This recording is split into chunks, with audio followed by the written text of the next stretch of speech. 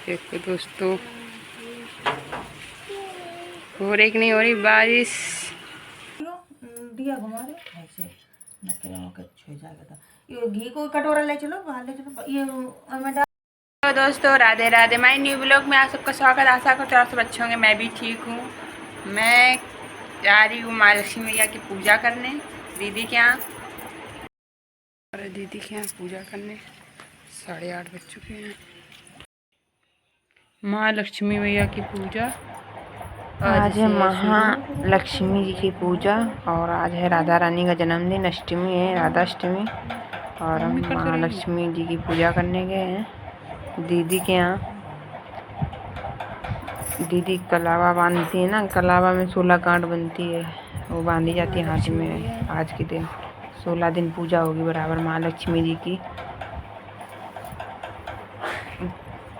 राधा रानी और कान्हा लड्डू गोपाल जी बैठे हैं। ये हमारी माँ लक्ष्मी माता और गणेश जी है। बारिश हुई गिरी और तैयारी पूरी कर ली, अब कथा कहने जा रहे हैं।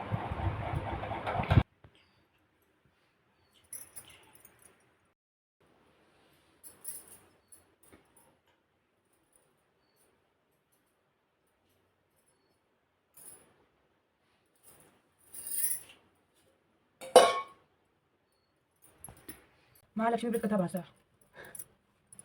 भाषा लिखी है एक ऊपर से पढ़ो श्लोक कहेंगे पूजन। अर्थ महालक्ष्मी पूजन।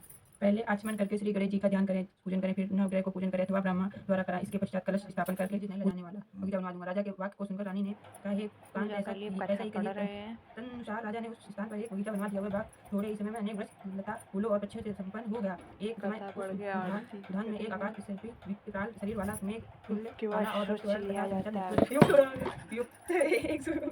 आ गया। एक सुपर आगे बढ़े वह अपनी डालों से फूल को भी सकता था। उसमें वह प्रलय काल के मेघ के समान था। उसके वहां आकर अनेक वृक्षों को तोड़ डाला और उद्यान को नष्ट भ्रष्ट कर दिया। ये दृष्टि उस सुकर ने किसी वृक्ष को जड़ से उखाड़, किसी को दांत से तोड़ा, किसी का दांत की रगड़ से नष्ट हो गया। काल तो उस सुकर ने कई रखवालों को भी मार डाला। उस उदाहरण के रक्षक भयभीत होकर राजा के पास गए और सब हाल हुए कह सुनाया। यह बात सुनकर राजा के नेत्र क्रोध से लाल वर्ग हो गए और राजा ने अपनी सेना को आज्ञा दी कि शीघ्र जाकर उस शुकर को मार डालो। तदनंतर राजा भी एक मत वाले हाथी पर सवार होकर उद्यान की ओर चल पड़ा। वह सेना अवश्य समूह रूपी वस्त्र से ढकी हुई पृथ्वी के हिलाती तथा रथों की तीव्रता गति से उत्पन्न पवन से पर्वतों की कांपती तथा पैदल सेना के शब्द से दिशाओं को पूर्ति करती हुई बगीचे के समीप पहुंची और उसे चारों ओर से घेर लिया। अपने उच्च घोष में दसों दिशाओं में प्रतिबंधित करता हुआ राजा बोला, जिसके रास्ते से यह शुकर धाम निकल जाएगा उस सिपाही का सिर शत्रु की भांति काट लूंगा। राजा के वचन सुनकर शुकर जिस मार्ग में राजा खड़े थे उसी मार्ग पे मनुष्यों की सी चेष्टा करता हुआ निकल गया और राजा घोड़े से अपने घोड़े को मारते ही रह गए। राजा लज्जा से चंद्रवत कलांकित होकर शुकर के पीछे पीछे सिंह व्याघ्र से युक्त घोर वन में जा निकला। उस समय उस वन में तमाम बड़े अर्जुन आदि की लताएं थी। छिल्लियों के झांकार से दसों दिशाएं मुखरित हो रही थी। उस घोर वन में राजा के कम आती है, उस शुकर को ढूंढ रहा था। एक शुकर से समान हो गया। तब राजा ने वैसे ही बाण से उस शुकर को घायल किया जैसे इंद्र ने पर्वतों के पंख काटे थे। बाण के लगते ही शुकर अपने अधम शरीर को छोड़कर दिव्य गणगण स्वरूप धारण कर विमान पर जा बैठा। गंधर्व बोला, हे महिपाल, आपका कल्याण हो, आपने मुझे शुकर योनि से छुड़ाया। सो बड़ी कृपा की आप मेरा हाल सुनिए। एक समय ब्राह्मण जी देवताओं से घिरे हुए बैठे थे और उनकी चंचल पुट आदि तालों तथा षष्टाजाति सप्त सरों और संबंधाती 3 मानों से तथा अनन्य गए हैं तरह तरह के स्थान व गुणों से युक्त गीत सुना रहा था। गाते गाते मैं ताल स्वर से भ्रष्ट हो गया। इसी कारण ब्रह्मा जी ने मुझे चित्ररथ गंधर्व को शाप दे दिया कि तू पृथ्वी पर शुकर होगा। जिस समय राजाओं का राजा मंगल तुझे अपने हाथों से मारेगा, उस समय तू शुकर योनि से छुटकर फिर इसे अपनी गंधर्व योनि का प्राप्त हो जाएगा।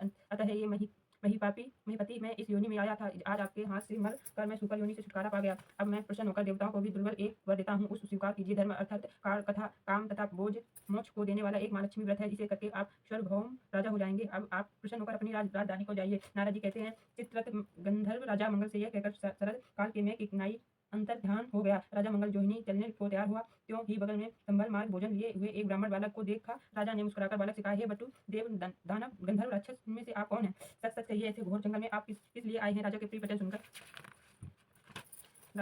सुनकर बटू ने राजा को आशीर्वाद देते हुए कहा, हे राजन, मेरा जन्म आप ही के देश में हुआ है। मैं आप ही के साथ साथ यहाँ आया हूँ। मेरे योग्य यदि कोई कार्य हो तो बताइए। राजा ने कहा, आज से मैं आपको नूतन कहूंगा। मैं बटू, अगर यहाँ कोई तालाब हो तो उसमें से मेरे लिए थोड़ा सा जल ले आइए। राजा के वचन सुनकर बटू ने राजा को एक बरगद के छाया में बैठा दिया और स्वयं घोड़े पर सवार होकर पक्षी घोड़ों के कलरव सुनता हुआ आगे चल पड़ा। थोड़ी दूर आगे जाने पर उसे एक अति रमणीय तालाब दिखलाई दिया। वह तालाब कमला लक्ष्मी जी का निवास स्थान रंधांग चकवा चकई से भूषित वनस्पतियों से युक्त होने के कारण नारायण के समान दिखाई देता था। वह तालाब वायु के सैकड़ों तनों को निष्फल करने वाला विष रहित अग्रह मुनि के पास को शांत करने वाला समुद्र से भी अधिक गंभीर शीतल मदन सुगंध वायु स्वच्छ जल से परिपूर्ण था। जो ही उसके निकट वह भट्टू को घोड़े को लेकर गया तो ही कीचड़ में फंस गया। वह घोड़े से उतर कर चारों ओर देखता हुआ तालाब के निकट पहुंचा तो वहां उसने कई स्त्रियों को झुंड देखा। अनेक दिव्य वस्त्रों को धारण किए दिव्य अलंकारों से युक्त दिव्य स्त्रियां कथा कह रही थी। अनंतर वह उन स्त्रियों के पास जाकर अपना वृतांत बताया और कहने लगा, हे बहनी, बड़ी भक्ति से ये क्या कर रही हैं, इसकी क्या विधि है और इसके करने से क्या फल होता है, तो सो मुझे बतलाइए। दया भाव से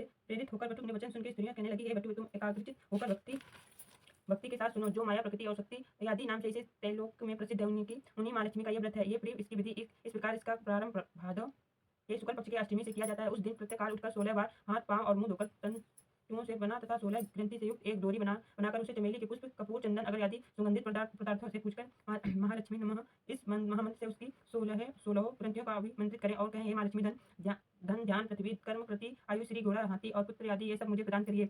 इस प्रकार प्रार्थना करके उस डोरे को दाहिनी हाथ में बांधे और अच्छातों के साथ 16 धूप के पौधों को हाथ में लेकर मन लगाकर कथा सुने। जल में धुएं को भिगो कर अपने सिर, हाथ तथा पैरों से मर्जित करें। भादव शुक्ल अष्टमी से अष्टमी कृष्ण अष्टमी तक 16 दिन नित्य हाथ में अक्षत लेकर कथा सुने। 16वें दिन अष्टमी कृष्ण अष्टमी को सायंकाल के समय जितेंद्रित हो स्नान कर श्वेत वस्त्र पहने कर पूजा करके घर को जाएं। वहां पर पूर्व दिशा को और मुंह करके पवित्र स्थान पर बैठ अष्टदल श्रेष्ठ कमल बनवाएं। कमल दल के किनारे इंद्रातिक शक्तियों को बनवाए कर कर्णिका में श्वेतांगी श्रेष्ठ वर वाली श्वेत पत्र मोतियों से अलंकृत कमलसाना हर्षयुक्त कमलवत मुख वाली शरदचंद्र के तुल्य कांतिमयी चतुर्भुजा 2 हाथों के कमल लिए अभय दाहिनी और दाहिनी दोनों और से हाथियों के सूरों के जल से सींची जाती हुई अटल छत युक्त माँ लक्ष्मी का ध्यान करता हुआ कपूर, अगर और चंदन से माँ लक्ष्मी की मूर्ति बनवाए। उनका आह्वान करके कहें, हे माँ लक्ष्मी, विष्णु के स्थान से तुम यहाँ आओ। हे देवी, आप ही की निमित्त मैंने ये सोसाचर पूजन की सामग्री जुटाई है। ये विप्रवृत्ति 16 दिन पूर्व होने पर किस विधि से उद्यापन करें सो भी हम सुनाते हैं। सुवर्ण के श्रृंग से युक्त गौ तथा सुवर्ण आदि किसी विधान और वेदपाठी ब्राह्मण को दान देवें।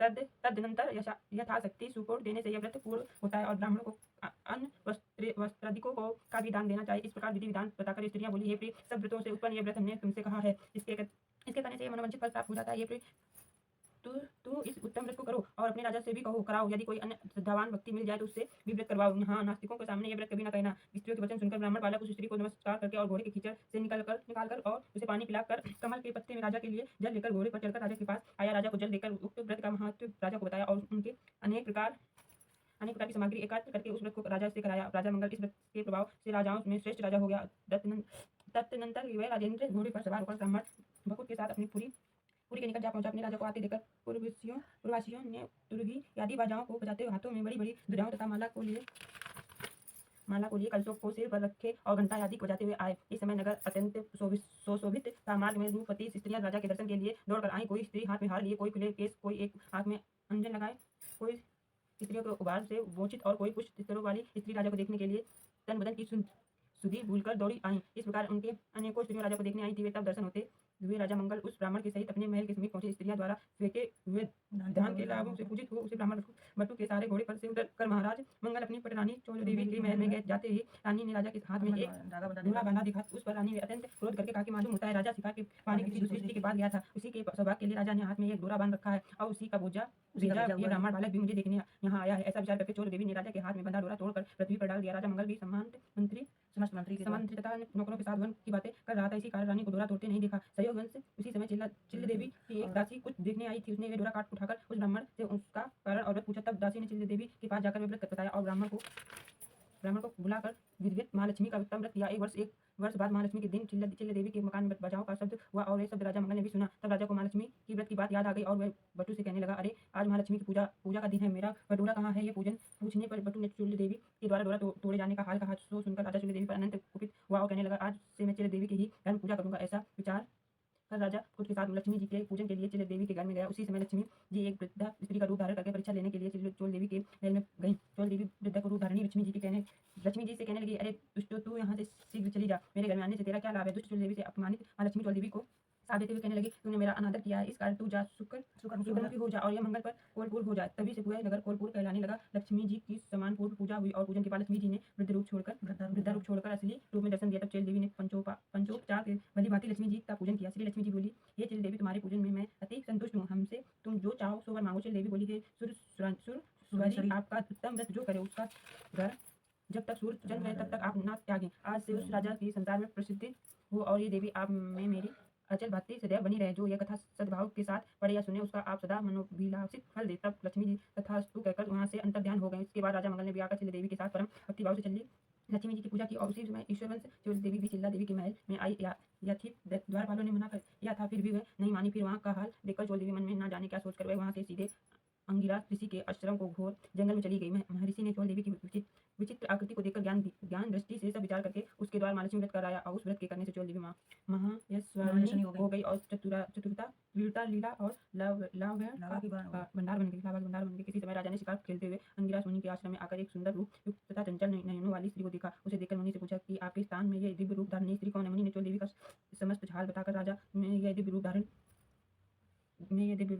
स्त्री कौन है समस्त हाल बताकर राजा के हाथों सौंप दिया। तब राजा चोल देवी के साथ नगर में आकर चिल्ले तथा चोल देवी के साथ अनेकानेक भागों के भोगने लगा। चिल्ले देवी और चोल देवी ये दोनों रानियां राजा से इस तरह मिलकर रहने लगी जैसे समुद्र में गंगा यमुना मिली रहती है। राजा भी उन दोनों में अधिकाधिक प्रीति रखने लगा। राजा मंगल चिल देवी के साथ अनेक भोगों को भोगता हुआ चिरकाल तथा सब दीपों से युक्त पृथ्वी का राज भोगता रहा। महालक्ष्मी के व्रत के प्रभाव से वह ब्राह्मण बटुक भी बृहस्पति की भांति राजा मंगल का मुनि हुआ और राजा पृथ्वी के मसमास सुखों का भोग कर अंत में आकाश में जाकर विष्णु देवत नामक श्रवण क्षेत्र बनकर स्थित हुआ। और नारद जी बोले, हे इन सब व्रतों में उत्तम व्रत मैंने तुमसे कहा जिसकी कथा मात्र के सुनने में मनोभिलाषित फल प्राप्त हो जाता है। जैसे तीर्थों में प्रयाग, देवताओं में भगवान और नदियों में गंगा मानी जाती है उसी बात सब व्रतों में उत्तम है। इंद्र अर्थ धर्म काम ताप मोक्ष का आदि तुम चाहो तो श्रद्धा से युक्त होकर इस उत्तम व्रत को करो। इसके करने से महालक्ष्मी धन धान पृथ्वी धर्म कीर्ति आयु ऐश्वर्य घोड़े हाथी और पुत्र पौत्र सब कुछ देती है। भगवान श्री कृष्ण युधिष्ठिर से बोले, हे युधिष्ठिर जो नारद जी द्वारा कहा गया है व्रत देवराज महाराज ने किया इसी व्रत के प्रभाव से इंद्र को मनवांछित फल प्राप्त हुआ। आप इस व्रत को करें तो अवश्य मनवांछित फल की प्राप्ति होगी और पुत्र पौत्रातिक की यश वृद्धि होगी। यह कथा श्री कृष्ण भगवान ने महाराज युधिष्ठिर से कही थी। मैं आप लोगों से फिर भी कहता हूँ कि अपनी अपनी मनोकामना सिद्धि के लिए यह व्रत सबको करना चाहिए। इसके करने मात्र से ही मनवांछित फल प्राप्त किया जा सकता है। लक्ष्मी मैया की जय जय कोट रखो आरती ये कटोरी मुझे चल के उठाए उनको दूध वाले भोग ने दूध पिया लक्ष्मी जी को उठाए वहां पर रख दो हम उसको बता दी विधि का देखो किताब में रखो ये रखो रखो लक्ष्मी मैया दूध पिया देना बड़े चीज पिया दे कैसे ऐसे लगा दे कटोरी उठा के नीचे कर लो अभी रखो किताब वो रख दो नीचे रख दो यार चला ये माची यार हां ये जल डाल थोड़ा बहुत और चला दे मैं जल डाल माची की पटक जला दे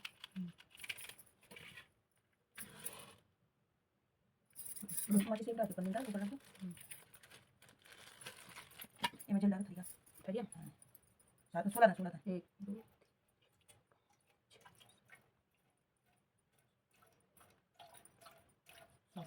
अभी 2 बार ये दिखाओ ऐसे करके 16 करो।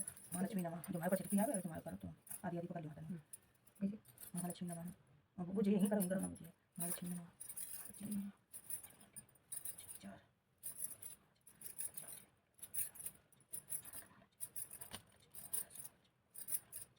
आने चला दे महालक्ष्मी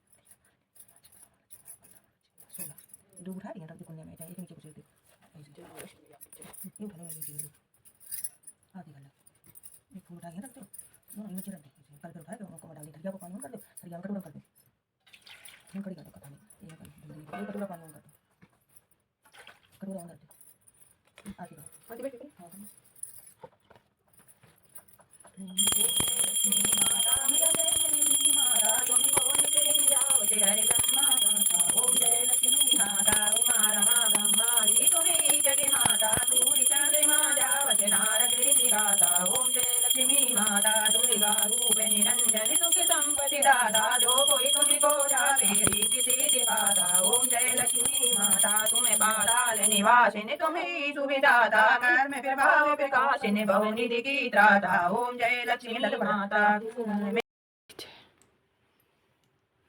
चलो दूध उठा ली राधे राधे बोला करो सुबह उठते फोन ना लिया करो। देखो भाई सुबह हो गई है सुबह बोलो राधे राधे जल्दी जल्दी करो राधे राधे करो राधे राधे करो राधे राधे करो। क्या खाओगे क्या राम इधर आओ क्या खाओगे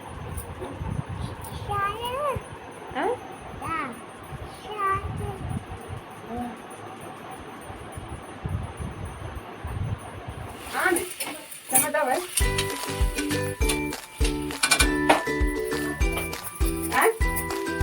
दे दो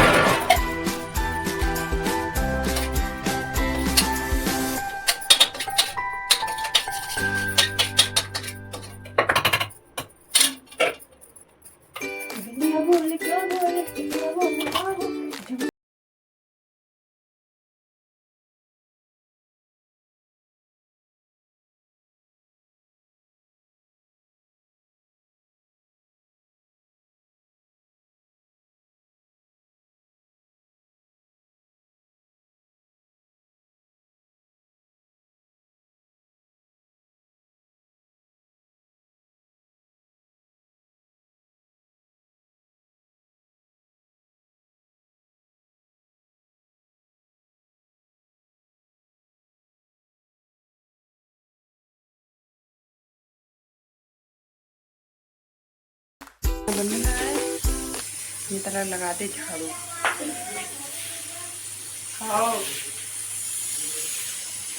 झाड़ू लगा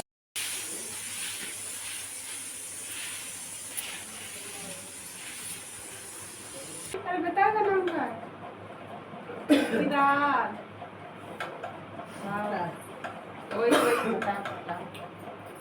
हम जा रहे कमरा साफ करन हम जा रहे हैं हाय कदम दे चल तुम जाओ ना क्या हम पहले दवाई पी ले का खाना टमाटर काट ले। हाँ जा रहे हैं टमाटर महीने काटे महीने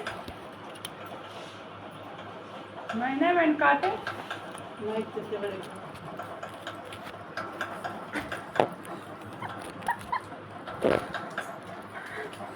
कितने बड़े बड़े अच्छा जा रहे कमरा बैठ सी साफ कर ले सब्जी वब्जी बन गई चावल बन गए चलो ठीक अब वो पानी मांग रहे हैं पति देव जी पानी दे जाते हाँ सफाई करिए बेडशीट सही से बिछा दिए बहुत काम फैला रहता है ये डुग्गू काम बहुत फैला देता है बाद में खा लो खाना ना कुछ नहीं खाइए बस समोसा चाय बिस्कुट रख दे। जाओ जल्दी रेडी हो जाके जाओ सुबह क्या चाय तो बनेगी सवेरे रखो तो दूध कल वाला वही बनाई थी चाय बढ़िया देखो दोस्तों हो रही कि नहीं हो रही बारिश डुग्गू अंदर चलो अंदर चलो चलो चलो अंदर चलो बारिश हो रही है मानी है डुग्गू क्या हो रहा है ये इधर देख के बताओ मानी नहीं मानी अच्छा नहीं है ताई बारिश बानी है अंदर चलो जुकाम हो जाएगा चलो अंदर चलो जल्दी चलो चलो राम जल्दी चलो चलो ना चलो जल्दी चलो पापा पास चलो डिशुम डिशुम डिशुम मौसम देखो 5 बजे मौसम का हाल देखो इधर 6 7 8 बजे हैं देखो पानी पानी बहुत बरस रहा है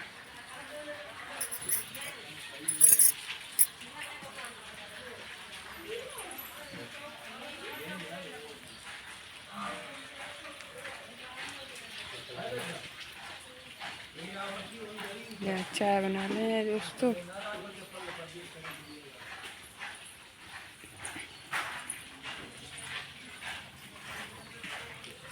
आज तो पूरा दिन खुला है नहीं, ऐसे टिप टिप टिप टिप बरस रहा है पानी।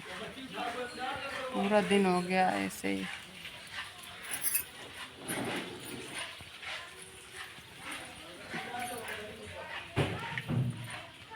वीडियो अच्छी लगी तो लाइक करें, शेयर करें, कमेंट करें। वीडियो बनाया हो तो सब्सक्राइब कर लें, घंटी को प्रेस कर लें ताकि हमारा नोटिफिकेशन आप लोगों तक पहुंचता रहेगा। और बाय बाय।